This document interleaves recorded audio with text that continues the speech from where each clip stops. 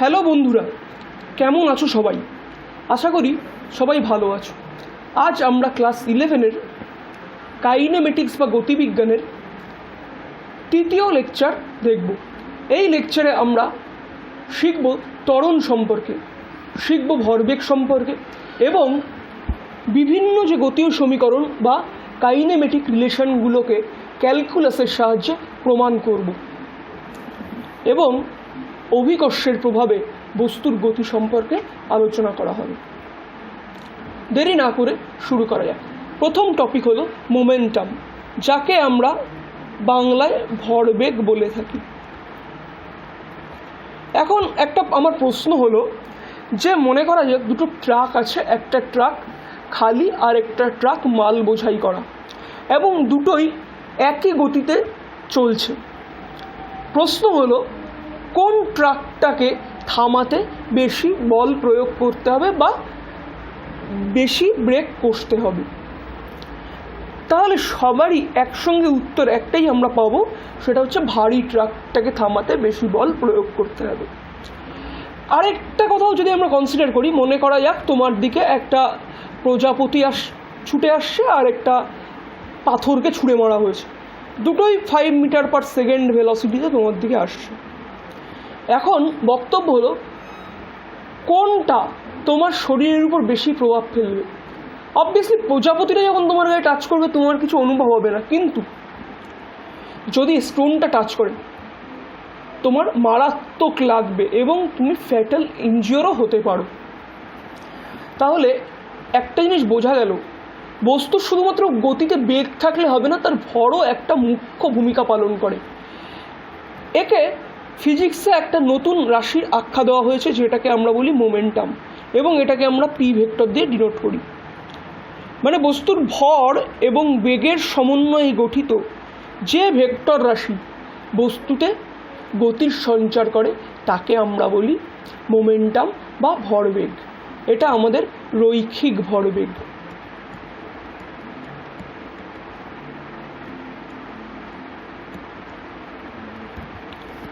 কেননা এখানে আমরা সবসময় রৈখিক গতি নিয়ে আলোচনা করছি, কৌণিক গতি নিয়ে এখানে আমাদের কোনো সম্পর্ক নেই। এবার আসছি অ্যাভারেজ ভেলোসিটি বা গড় বেগ বলতে কী বোঝা যায়। মনে করা যাক কোনো একটা পার্টিকেল পজিশন x1 t1 সময়ে ছিল এবং t2 সময় পরে পার্টিকেলটা বি অবস্থানে গেল, তখন তার পজিশন হলো আমার x2 এবং সময় t2। তাহলে x1 পজিশন থেকে x2 পজিশনে যেতে পার্টিকেলটার যে সময় লেগেছে সেটা কি হবে? সেটা এই দুটো সময়ের ইন্টারভাল বা অবকাশ হবে। তাহলে আমার টাইম ইন্টারভালটা কত? টাইম ইন্টারভালটা আমার হবে t2 মাইনাস t1। এখন এ থেকে বি পজিশনে যাওয়ার ফলে বস্তুর সরণ কত হবে? ডিসপ্লেসমেন্ট। আমরা আগের দিন ডিসপ্লেসমেন্টের ভেক্টর ফর্মে দেখেছি final position minus initial position, তাহলে এটা আমাদের হবে x2 মাইনাস x1। তাহলে একটা নির্দিষ্ট টাইম স্প্যানে অ্যাভারেজ ভেলোসিটি বলতে আমরা বুঝবো যে বস্তু দ্বারা মোট সরণ এবং এই মোট সরণের জন্য যে সময়টা লেগেছে সেই সময়টা। তার মানে এটাকে যদি আমরা অ্যাভারেজ ভেলোসিটিকে VAVG লিখি, তাহলে VAVG equal to x2 minus x1 by t2 minus t1। কিন্তু এই অ্যাভারেজ ভেলোসিটি দিয়ে আমরা পার্টিকেলের কোনো একটা নির্দিষ্ট পয়েন্টে ভেলোসিটি বের করতে পারি না। তাহলে কোনো একটা পার্টিকেলের একটা নির্দিষ্ট পজিশনে যদি ভেলোসিটিকে বের করতে হয়, তাহলে আমাদের আরেকটা রাশির কথা বলতে হবে, সেটা হলো তাৎক্ষণিক বেগ বা ইনস্ট্যান্টেনিয়াস ভেলোসিটি। এক্ষেত্রে আমাদের কি করতে হবে? দেখো, এই যে t1 থেকে t2 যে স্প্যানটা আছে, এই টাইম স্প্যানটাকে যদি আমি ছোট করতে থাকি, মানে এরকম ক্ষুদ্র ক্ষুদ্র ক্ষুদ্র ক্ষুদ্র অনেকগুলো ভাগে আমি এই t1 থেকে t2 যে টাইম স্প্যান, এটাকে আমি ভাগ করে দিই। এবং এই প্রত্যেকটা ক্ষুদ্র ভাগকে যদি আমি ডেল্টা টি বলি, আর এই ডেল্টা টিকেই যদি আমি অনেক ছোট করে দিই, তাহলে আমরা এই ভেলোসিটি টাইম গ্রাফের উপর একটা পয়েন্ট পাবো। তার মানে একটা নির্দিষ্ট সময়ে পার্টিকেলের আমি একটা নির্দিষ্ট ভেলোসিটি বা বেগ পেয়ে যাব। ঠিক, তাহলে এবার ইনস্ট্যান্টেনিয়াস ভেলোসিটি বা তাৎক্ষণিক ত্বরণের বিষয়, এই তাৎক্ষণিক বেগের বিষয়টা আমাদের জেনে নিতে হবে। দেখো, যদি আমি ইনস্ট্যান্টেনিয়াস ভেলোসিটি VINS বলি, এটাকে ম্যাথমেটিক্সে আমরা লিখি limit time span delta theta খুব ছোট, delta t tends to 0, delta x by delta t, এটাকে আমরা বলি dV/dt। সরি, একটু আমার ভুল হয়ে গেল, এটা হবে dx/dt।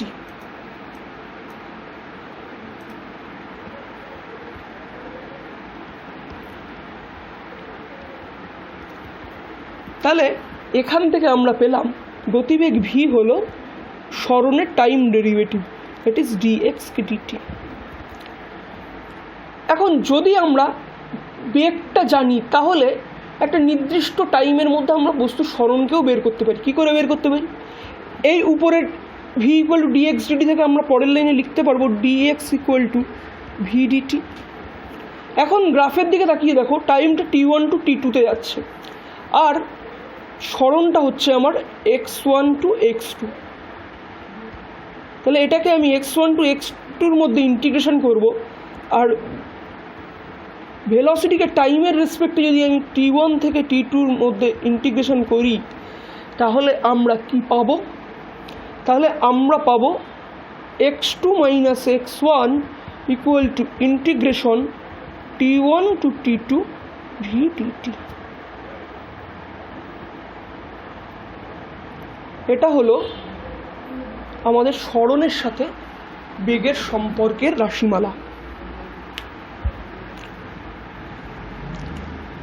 এরপর আমাদের একটা প্রবলেম করতে দেওয়া হয়েছে, বলা হয়েছে a particle moves along x axis in such a way that its coordinate x varies with time t according to the relation x = 2 - 5t + 6t²।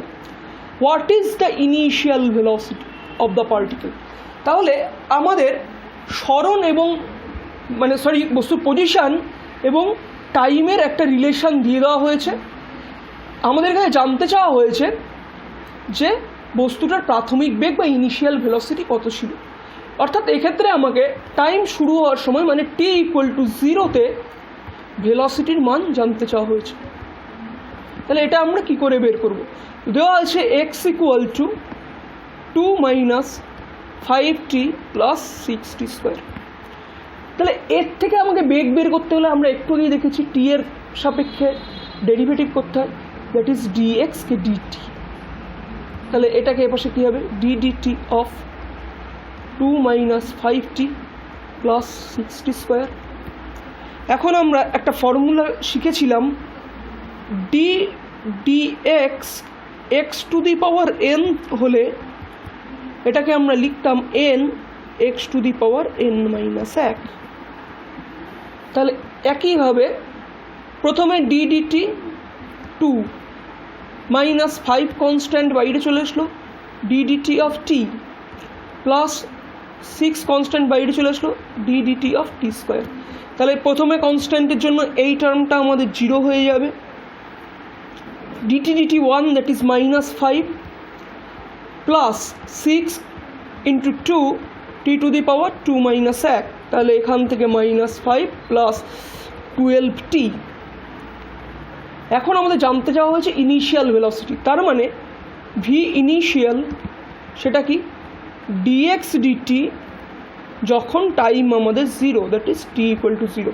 তাহলে আমরা dx/dt পেয়েছি -5 প্লাস 12t। তাহলে এক্ষেত্রে আমার -5 প্লাস 12tতে t এর জায়গায় যদি আমি 0 বসিয়ে দেই, তাহলে আমাদের অ্যান্সার আসবে -5 মিটার/সেকেন্ড। মাথায় রাখতে হবে এই মাইনাসটা ভেলোসিটির ডিরেকশনকে নির্দেশ করছে। বা ভেলোসিটির দিককে নির্দেশ করছে। এরপরে আমরা অ্যাক্সিলারেটেড মোশন বা ত্বরণ সম্পর্কে আলোচনা করব। প্রথম কথা, ত্বরণ বস্তুতে কেন দেখা যায়? মনে করো কোনো একটা বস্তু সমবেগে চলছে, মানে বস্তুর এ পজিশন থেকে যদি আমার বি পজিশনে যায় এবং এর মধ্যে যেখানেই আমি বলি না কেন, এক একটা পজিশন যদি আমি x1, x2, x3 এরকম নাম দিই, প্রত্যেকটা পজিশনে যদি আমার ভি সমান থাকে, ভিটা প্রত্যেকটা পজিশনে যদি সেম থাকে, তাহলে কি বলবো? বস্তুটার বেগ ইউনিফর্ম ভেলোসিটিতে চলছে।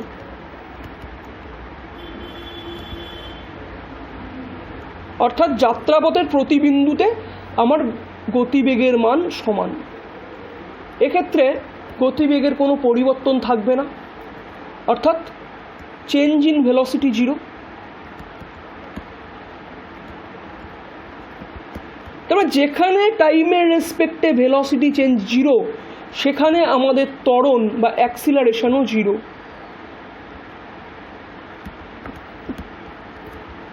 তাহলে অ্যাক্সিলারেশন হতে গেলে একটা কথা স্পষ্ট, যে আমাদের ইউনিফর্ম ভেলোসিটি হলে চলবে না, আমাদের ভেলোসিটিকে হতে হবে নন ইউনিফর্ম ভেলোসিটি। অর্থাৎ গতিবেগ বাড়বে নতুবা কমবে, সময় যত এগিয়ে যাবে গতিবেগ তত বাড়বে। যদি মনে করা যাক একটা এ বাইক আরোহী রয়েছে, যখন স্টার্টিং পজিশন ছিল তখন তার ভেলোসিটি ছিল জিরো। এবার যখন সে অ্যাক্সিলারেটরে প্রেস করবে বা আমার পিক আপ গাড়ি তুলবে, তখন কি হবে? ভেলোসিটিটা আমার ধীরে ধীরে বাড়বে। তার মানে আমরা দেখতে পাচ্ছি টাইম বাড়ছে, উইথ রেসপেক্টে আমার ভেলোসিটি বাড়ছে। সেক্ষেত্রে আমরা ভেলোসিটির চেঞ্জকে যদি টাইমের রেসপেক্টে দেখি, তাহলে আমরা ত্বরণ পাবো। তাহলে ত্বরণ কাকে বলে বলবো? কাকে বলে বলতে গেলে আমরা বলবো যে সময় সাপেক্ষে কোনো বস্তুর ক্রমবর্ধমান বেগ পরিবর্তনের হারকে বলা হয় ত্বরণ। তার মানে ধরে নেওয়া যাক একটা পার্টিকেল এ প্রাথমিক ভেলোসিটি ছিল ইউ মিটার পার সেকেন্ড। এবার সে এখান থেকে যাত্রা শুরু করে বি পজিশনে গেল, তাহলে বিটা ফাইনাল পজিশন, বেগ বেড়ে হলো ভি মিটার পার সেকেন্ড এবং যাত্রার জন্য সময় লাগলো টি। তাহলে বেগের পরিবর্তন কত হলো? চেঞ্জ ইন ভেলোসিটি কত?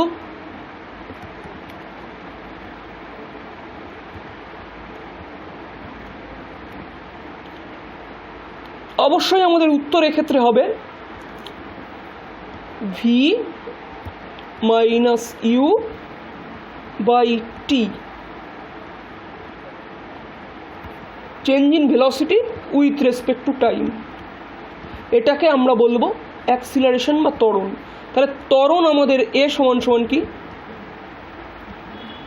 Change in velocity by time. যদি ভেলোসিটি চেঞ্জটা আমাদের পজিটিভ হয়, তাহলে আমাদের ত্বরণ হবে বা অ্যাক্সিলারেশন হবে। আর যদি ভেলোসিটি চেঞ্জটা নেগেটিভ হয়, তাহলে আমাদের হবে মন্দন। অর্থাৎ সময়ের সাপেক্ষে যদি আমাদের বেগ কমে আসে, সেক্ষেত্রে কী হবে? প্রাথমিক বেগটা আমার বেশি হবে এবং অন্তিম বেগ কম হবে। এই কারণেই মন্দনকে আমরা ঋণাত্মক ত্বরণ বলে থাকি।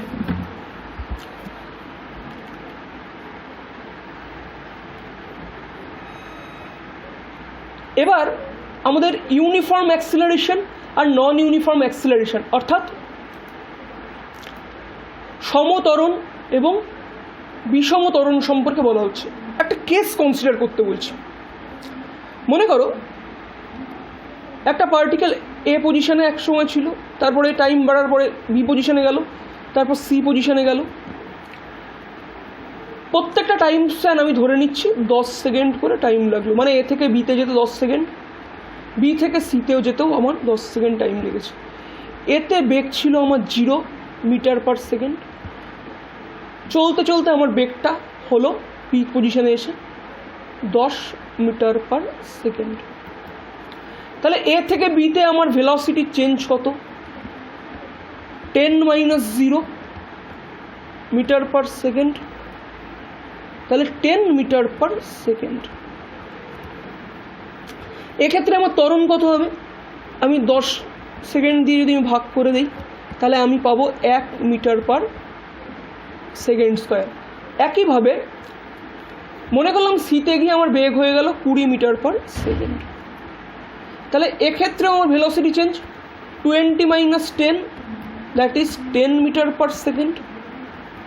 তাহলে আমার অ্যাক্সিলারেশন কত? 10 metre per second by 10 second. এক্ষেত্রে আমার হবে আবার 1 মিটার পার সেকেন্ড, তাহলে সেকেন্ড স্কোয়ার।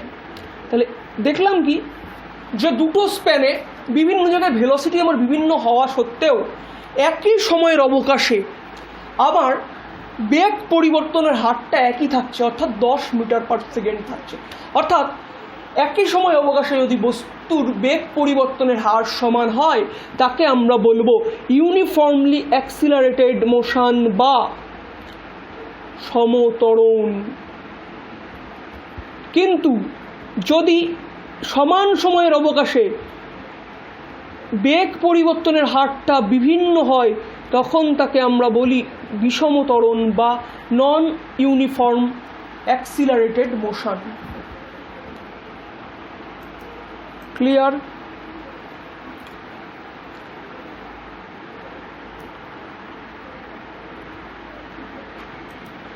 এরপরে আমরা আসছি অ্যাভারেজ অ্যাক্সিলারেশন বা গড় ত্বরণ। মনে করা যাক একটা পজিশন এ পজিশন আর একটা পজিশন আমাদের বি পজিশন।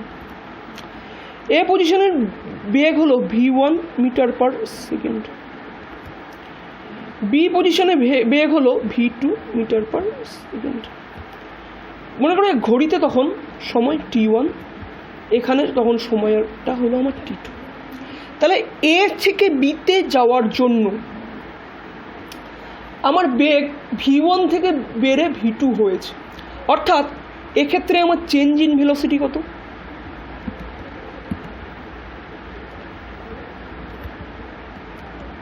সেটা হবে আমার v2 - v1।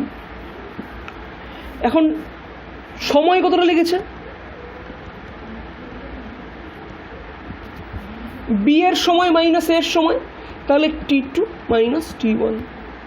তাহলে সময় সাপেক্ষে বেগের পরিবর্তনকে আমরা অ্যাক্সিলারেশন বলছি। তাহলে একটা নির্দিষ্ট সময়ের অবকাশে মোট বেগের যে পরিবর্তন হলো তাকে আমরা গড় ত্বরণ বলে থাকি। এটাকে আমরা বলবো অ্যাভারেজ অ্যাক্সিলারেশন বা গড় ত্বরণ। এটা আমার আসবে v2 - v1 by t2 - t1।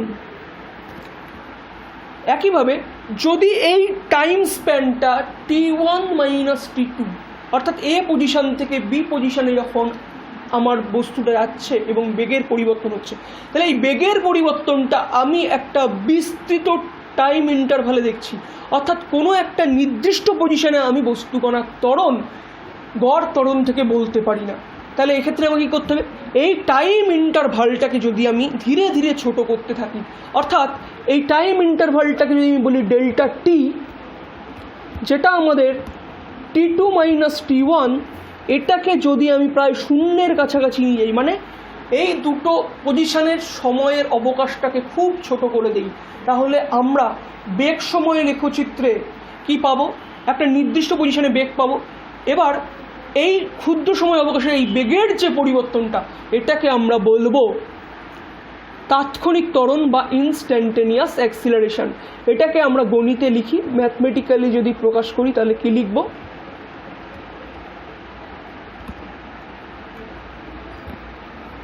Limit delta t tends to 0 delta v by delta t, এটাকে আমরা বলি ডিভি ডিটি।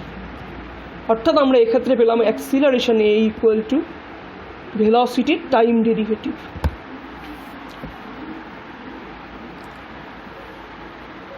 এবার জেনে নেওয়ার বিষয় হলো, ঠিক আগে যেমন আমরা দেখেছি যে যদি আমাদের বেগ জানা থাকে তাহলে আমরা সরণ বের করতে পারি, তেমনি যদি আমাদের ত্বরণ জানা থাকে এই এ ইকুয়াল টু ডিভি ডিটি থেকে আমরা বেগকেও বের করতে পারি।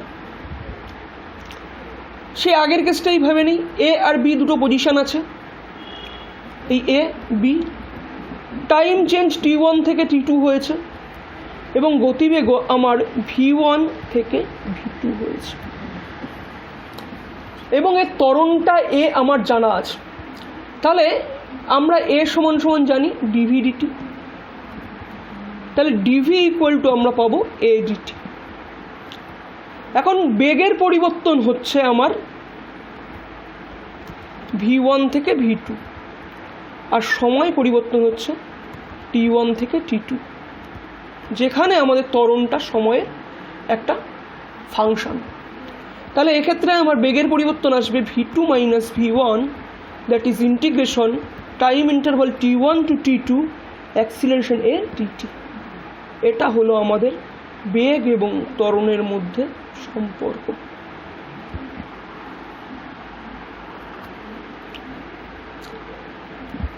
এরপরে আমাদের একটা প্রবলেম দেওয়া আছে, বলছে if the position vector of a particle is given by r equal to 3t square i cap plus 5t j cap plus 4k cap, বলছে the velocity of the particle at time t equal to 3 seconds. Second, speed of the particle at t equal to 3 seconds and acceleration of the particle at time t equal to 3 seconds. Okay. তাহলে আমাদের দেওয়া আছে position vector. তাহলে position ভেক্টরটা আমাকে কি দিয়েছে? Position ভেক্টরটা আমার এখানে দিয়েছে r vector equal to 3t square i cap plus 5t j cap plus 4k cap. এখন ভেলোসিটি বের করতে গেলে আমরা কি করব? v equal to dr dt, position ভেক্টরের টাইম ডেরিভেটিভ করব। তাই এটা যদি আমি করি তাহলে কি পাবো? 3 কনস্ট্যান্ট থেকে গেল, t স্কোয়ারের ডেরিভেটিভ করলে into 2t i cap plus 5 থেকে গেল, t এর সাথে t এর ডেরিভেটিভ করলে 1, তাহলে 5j ক্যাপ, আর কনস্ট্যান্টের যদি t এর সাপেক্ষে ডেরিভেটিভ করে 0 হবে, তাহলে 0k ক্যাপ। তাহলে এটা আমরা পেলাম 6t i cap plus 5j cap. এখন আমাকে t ইকুয়াল টু 3 সেকেন্ডে আমাকে ভেলোসিটি বের করতে বলেছে, তাহলে v time t equal to 3 সেকেন্ডে আমাকে বের করতে হবে। তাহলে t এর জায়গায় এখানে আমি 3 বসিয়ে দেবো, তাহলে 6 × 3 i cap plus 5j cap. তাহলে এক্ষেত্রে আমি কী পেলাম? 3 × 6 = 18 i cap plus 5j cap. এবার আমাকে বলেছে t ইকুয়াল টু 3 সেকেন্ডে স্পিড বের করতে।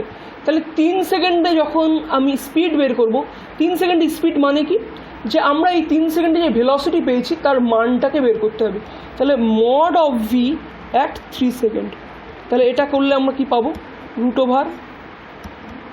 √18 square plus 5 square, that is √324 plus 25। তাহলে 5 × 4 = 9 আর 2 × 2 = 4, 349 মিটার পার সেকেন্ড। এটা আমরা পেলাম। এরপরে আমাদের অ্যাক্সিলারেশন বের করতে হবে। আমরা ভেলোসিটি ভেক্টরটা পেয়েছি, ভেলোসিটি ভেক্টরটা আমরা পেয়েছি 6t i cap plus 5j cap, এটা পেয়েছি। এখন আমরা জানি অ্যাক্সিলারেশন a সমান সমান dv dt, অর্থাৎ ddt of 6t i cap plus 5j cap. তাহলে এখন যদি এটাকে আমরা t এর সাপেক্ষে ডেরিভেটিভ করি তাহলে আমরা পাবো 6i cap plus 5j cap. তাহলে এটা হবে আমাদের অ্যাক্সিলারেশন, যেটা কিন্তু আমাদের ধ্রুবক পাওয়া গেছে। তাইলে অ্যাক্সিলারেশনটা এখানে আমাদের সময়ের উপর নির্ভর করছে না। যেহেতু অ্যাক্সিলারেশন আমাদের সময়ের উপর নির্ভর করছে না, সেহেতু আমরা এখান থেকে একটা কনক্লুশন বলতে পারি এই প্রবলেমটাতে অ্যাক্সিলারেশনটা আমার ইউনিফর্ম অ্যাক্সিলারেশন। ঠিক। এরপর আমরা বিভিন্ন কাইনেটিক রিলেশনকে স্টাবলিশ করব ক্যালকুলাস বা কলনবিদ্যার সাহায্যে। প্রথমে ভেলোসিটি টাইম রিলেশন। ক্লাস 9-এ তোমরা এই রিলেশনগুলো দেখেছো।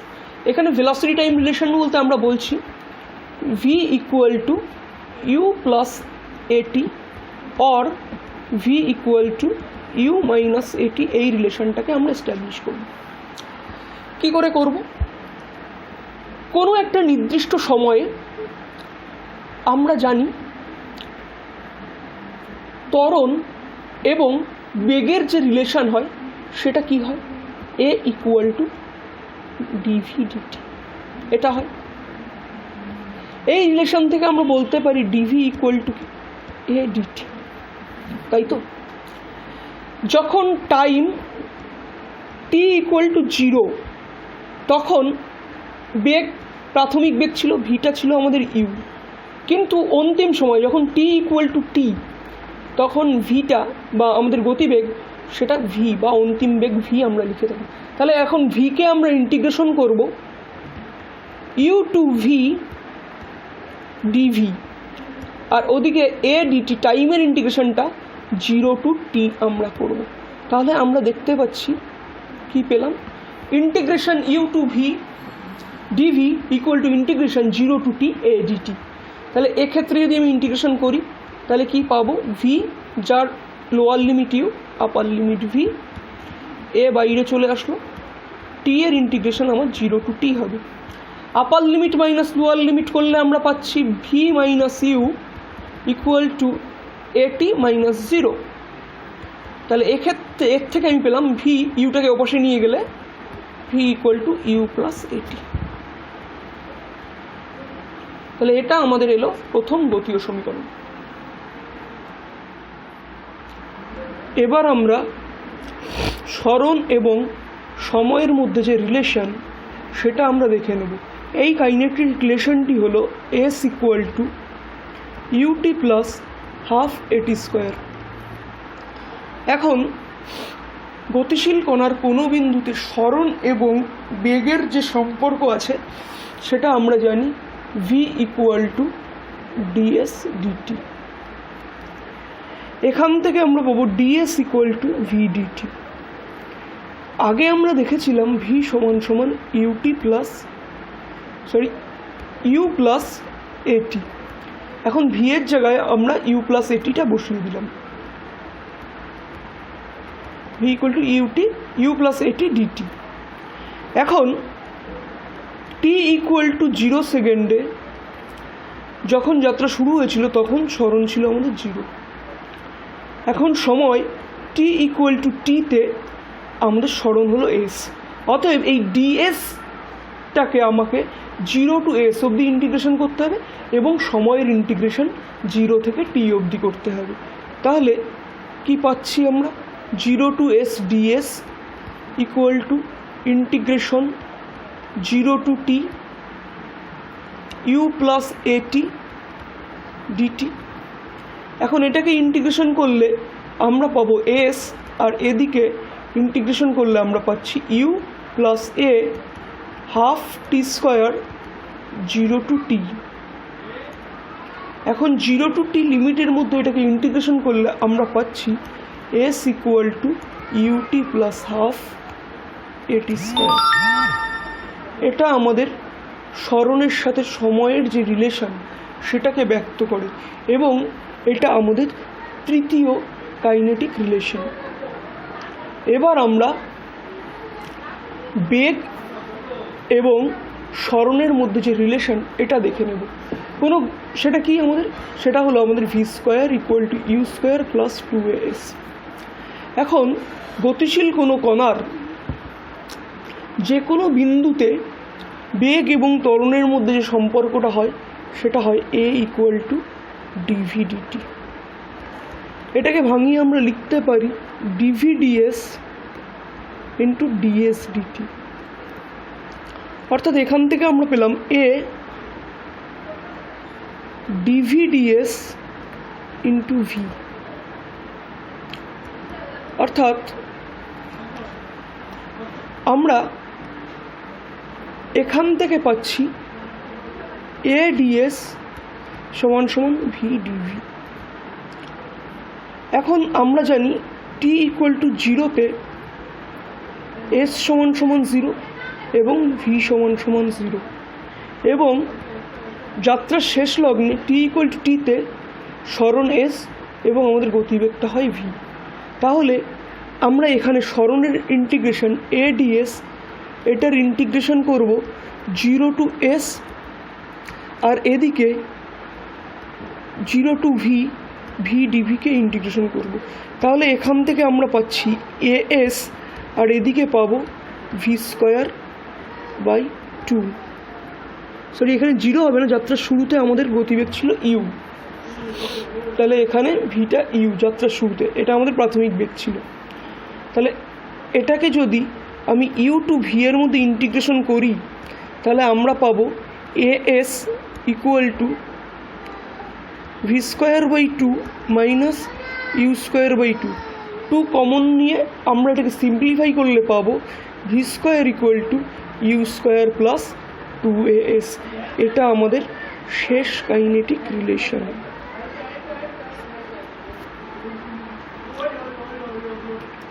তাহলে আমরা যে কাইনেটিক রিলেশনগুলো পেলাম সেগুলো, প্রথম kinetic relation v equal to you plus a t, s equal to UT plus half এটি square, v square equal to you square plus 2as, আর s equal to you plus v into t. এখন nth সেকেন্ডে আমাদের displacement কত হবে এটা যদি বের করতে বলে তাহলে আমরা কি করে করব সেটাও একটু দেখে নেওয়া যাক। কোনো সময় টিতে আমরা সরণের মান জানি s equal to UT plus half এটি স্কোয়ার। এখন এনতম সেকেন্ডে বের করতে গেলে আমাকে এস এন এটা হবে nth সেকেন্ডে সরণ এবং এস এন মাইনাস 1th সেকেন্ডে যে সরণ তাদের বিয়োগফল। তাহলে এটা আমরা করে নিই। তাহলে এটা আমরা পাচ্ছি nth সেকেন্ডে হচ্ছে ইউটি প্লাস হাফ এটি স্কোয়ার। এর ঠিক 1 সেকেন্ড আগে যে সরণটা হবে সেটা হবে u t minus 1 minus half a t minus 1 তার হোল স্কোয়ার। এবার এটাকে যদি আমরা ভাঙাতে শুরু করি, ইউটি প্লাস হাফ এটি square minus u t minus u, sorry minus minus plus u minus half a, এদিকে t square minus 2t plus 1। তাহলে এটা ইউটি প্লাস হাফ এটি square minus u t plus u minus half এটি square plus a t minus half of a. এখন half এটি square কেটে যাচ্ছে, UT কেটে যাচ্ছে, আমাদের পড়ে থাকছে u plus half a common নিলে পড়ে থাকবে 2t মাইনাস 1। এটাই আমাদের nth সেকেন্ডে সরণের রাশিমালা। তাহলে nth সেকেন্ডে আমরা সরণের রাশিমালা পেলাম u plus half a 2t minus 1। আজকে আমরা এই অবধি শেষ করছি। পরের দিন আমরা উলম্ব গতির জন্য কাইনেটিক রিলেশনগুলোকে এস্টাবলিশ করব, অর্থাৎ অভিকর্ষের প্রভাবে কোনো বস্তুকণার যে গতীয় সমীকরণগুলো হয় সেই জায়গাটাকে দেখে নেব।